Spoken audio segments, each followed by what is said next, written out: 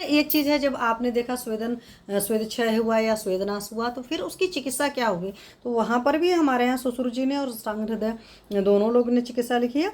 तो तत्र अभ्यंग स्वेद उपयोगश्च, स्वेदोपयोगश्च, तो सबसे बढ़िया चिकित्सा क्या है, अभ्यंग कराइए। अब अभ्यंग कराना है तो आपको जरूर देख लीजिए कि आपका पेशेंट मोटा है या पतला है, उस हिसाब का आप ऑयल यूज़ कर सकते हैं, उस हिसाब के आप उपटन यूज़ कर सकते हैं।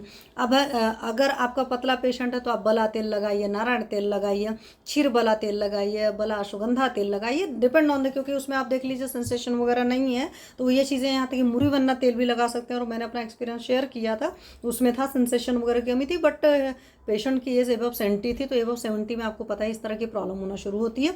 तो वहीं से ये चीज़ें मैं आपको बता रही हूँ कि क्रिस्टल क्लियर समझने की जरूरत है। ऐसे सारे पेशेंट को आपको अभ्यंग कराने की जरूरत है, ये सुश्रुत जी ने कहा है। अष्टांग हृदयकार ने और ज़्यादा बोला, व्यायाम बोला है। व्यायाम से आपको पता है कि चलो भी उस चीज़ को भी करेंगे, हमने कहा ना कि जब मोटा मरीज़ है तो क्या करेंगे, तो मोटे मरीज को उस तरीके से लेखन जो तेल है उस तरीके का तेल आप इस्तेमाल कर सकते हो। आप सरसों का तेल भी इस्तेमाल कर सकते हो, ठीक है, सचर वगैरह भी इस्तेमाल कर सकते हैं, बट मेनली आपको और कुछ और भी औषधियों से सिद्ध करके लगा सकते हो, लेकिन अभ्यंग कराने को बोला है क्योंकि मेनली ये वात का वजह है ना।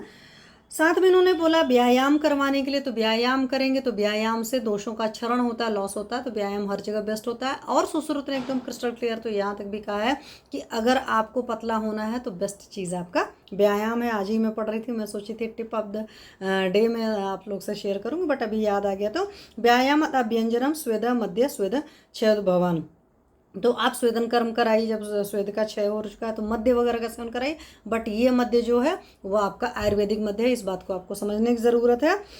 अभ्यंजन वर्ड मतलब आप सारा अभ्यंग वगैरह इस तरह की चीज़ें भी कराइए। तो आपको व्यायाम कराने की भी ज़रूरत है, आपको अभ्यंग कराने की भी ज़रूरत है, और स्वेद क्षय के प्रतिकार में। और वैसे भी आप देखते हो ना, जब कभी भी आप एक्सरसाइज करते हो तो आपको स्वेटिंग अच्छे से होती है। तो यहीं से आप क्रिस्टल क्लियर समझिए कि आपका कोई ऐसा मरीज है जो आता है जो बोलता है कि नहीं मुझे पसीना कम निकलता है या न के बराबर निकलता है, तो उसको बोलिए कि एक्सरसाइज करना है, व्यायाम करना है, अभ्यंग करना है। अभ्यंग करने में आप स्किन की कंडीशंस देख लीजिए, उस हिसाब का आप ऑयल उनको प्रिस्क्राइब कर दीजिए, और उनको बोलिए कि ज़्यादा नहीं है, किसी से सोचना नहीं है, रात को आप मालिश करके सो जाइए, और ये बहुत बढ़िया है। और जब वो करेंगे लॉन्ग टर्म में बहुत बढ़िया जगह। और अभ्यंग अगर वो करेंगे तो उसमें कोई खास खर्चा नहीं होता है, व्यायाम करेंगे तो कोई कुछ खर्चा नहीं होता है, बट जो बेसिक चीज़ें हैं वो सारी चीज़ों का आप ज़रूर ख्याल रखिएगा, ठीक है। बेसिक